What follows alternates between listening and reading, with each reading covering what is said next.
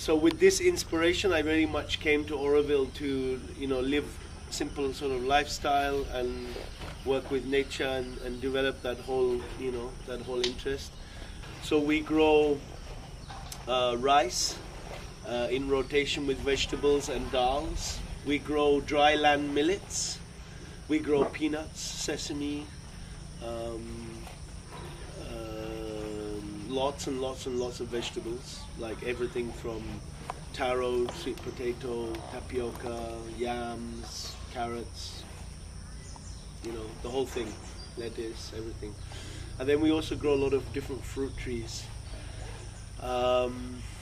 Bananas, papayas, they're not actually fruit trees, but we grow those as well. And then we got like about 24 different types of fruit tree. The aim of the way we're doing the farming is like fundamental to everything else. Like the farm is like got a lot of social projects attached to it. We have a small school on the farm. We have 7 to 10-year-olds coming in, helping us, whether it's planting rice, harvesting peanuts, or making their own gardens. Then we have this small cafe, which is very much aimed at getting people aware of where their food comes from and learning about local foods. For example, we have like bottle gourd. It's like this long, great big thing, and you show it to a Westerner, they don't know what to do with it.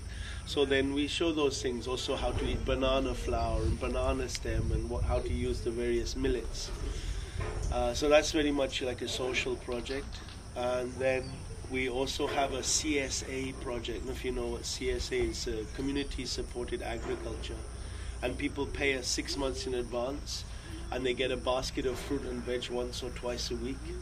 But they don't choose what they get. They say, I live in this bioregion, I'll eat at least a portion of my diet from this area. So we can go this way.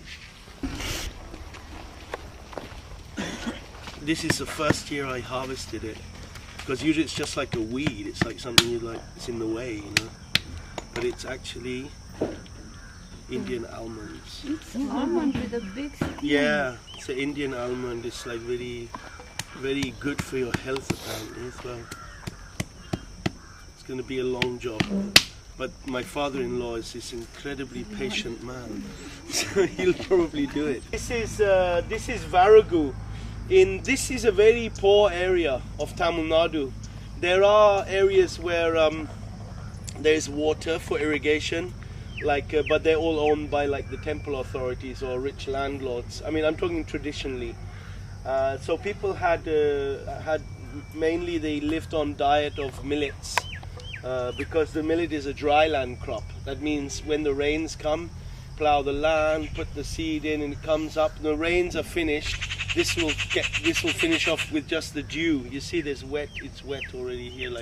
So this gets finished off with the dew in the morning. It's a 5.5 month rain-fed crop, very healthy. As I say, mostly this is what people ate traditionally. Rice was a very rare thing to be eating if you were, a simple villager, which was what 90% of people, are simple villagers around here, or they were. And yeah, very nutritious crop.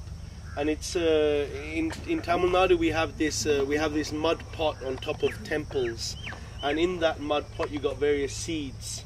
And one of them is Varagu, so it shows you how ancient a part of the culture it is that it's part of the fabric of their religious sort of ceremonies and stuff. But no one grows this anymore. There's just a couple of us growing this in this area. In few other state areas in Tamil Nadu you can find it. A very important crop in that it's indigenous and rain-fed and healthy. And rice is taking so much water. It doesn't. Sometimes it doesn't make sense at all. This is Rosella, which is self-seeded, a volunteer crop, and we eat this little red fruit that comes like that. We make tea and jam and juice from it. We also put this in the salad. If you want to break a piece off, you're welcome to try it. The leaf is quite nice to eat as raw.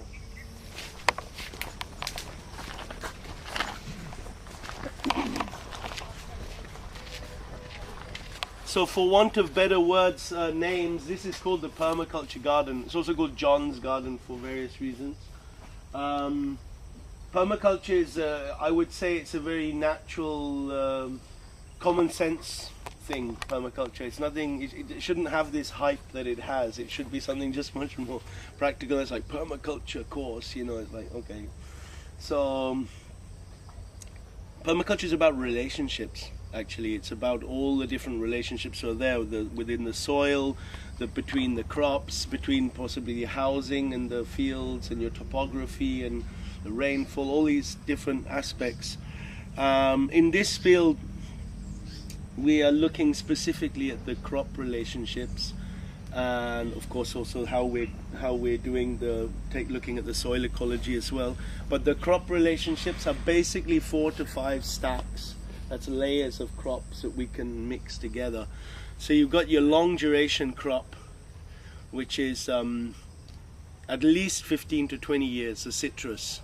So we have pomelo. This is a pomelo that's bit knocked down from a cyclone, but pomelo, sweet limes, kumquats, oranges, tangerine. Then we've got like, this is soursop. This is an anti-cancer tree. It's supposed to be, I think it's called granola in English, and it's supposed to be 10,000 times more effective in the treatment of cancer than chemotherapy. You make a super tea with the leaves or the bark, but the fruit is also very delicious. It's a huge fruit like this with thorns, and it's like sweet and very, very sweet inside. So anyway, so you got your fruit trees there. That's, as I said, about 24 varieties, also including mango and chiku and sapota, breadfruit, jackfruit, a lot of little fruit, a lot of fruit trees. We aim at having as much stuff which is long duration in the field. You put it long duration, you don't have to do anything afterwards. I mean, a little bit, but not so much. Then you have your medium crop, which is these lines of banana. Here they're a little bit dense. Actually, this line, if it was removed, it would be really cool, because then we'd have just these 2 lines and we'll have more sunlight to actually do an effective intercrop. When you have such density like this, is a little tough. Probably we're going to be able to do salads in here. There are other things like turmeric, yam, those are also good, and a couple of other things, but I don't have those seeds, I don't have those tubers and those things to plant, so we're probably going for salad in here. So with the short duration crops which come in between the bananas and the papayas, we can have things like sweet potato that take a horizontal strata, and then you could have like corn intercrop with it. The sweet potato will take at least 4.5 months, and the corn is out before 2 months. So you're looking at physiological relationships between crops and the time factor. Those are the things on which you can judge and see how you can mix up diversity of crops together. That can be taken to like a lot of intercrops. Like we had one field over there with 10 crops in it.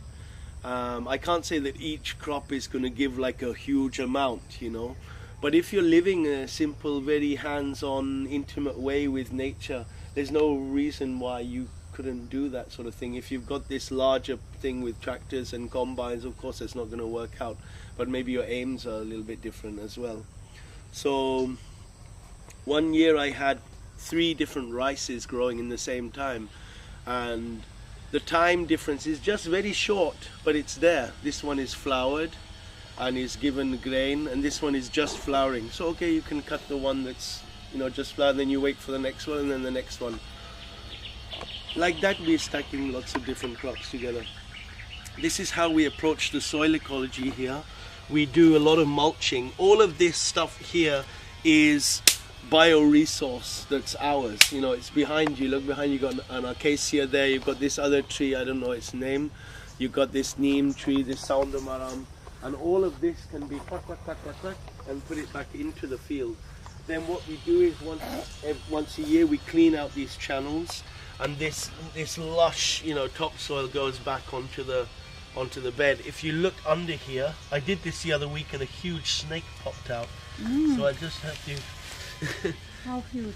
basically, you got like mulch in here. Like there's a big piece that's been in there for some time, rotting away, and it keeps going down. This is done over years, so you can appreciate all of this rotting away.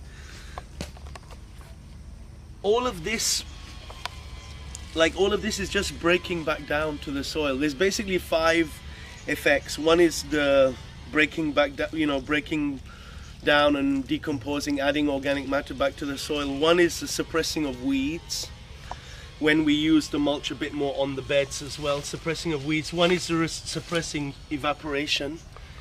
You keep humidity in the soil. But only left and right you have this mulch. We do it everywhere, it's just not done Not here. in the field.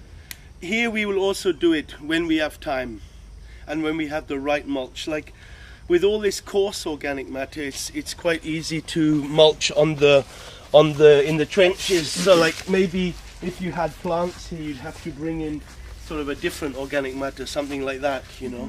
Like if you were putting the seeds in, you'd have to have like a light organic matter mulch like that. If the seedlings were there, like imagine we're coming in with tomatoes, then we just come in with even more thick stuff and plonk it like that, and we mulch quite heavily. I'll show you some examples. But this soil is really special. There are millions of microorganisms in here. There's molds, bacteria, insect, fungus, small animals. As I said, there was a snake the other week, you know. So all of that life and the interaction of that life, that is the fertility of the soil. Life is fertility, you know. So that's like the key of everything. From there, if this soil ecology is like authentic and healthy and well, everything can blossom like this. I believe the school we have is a direct relation of having this in, you know, well. Then we have healthy plants and we have healthy crops, and the food tastes awesome, tastes like very natural and healthy. And then all these other projects, somehow they come out from there. You know. Okay, let's walk around this way.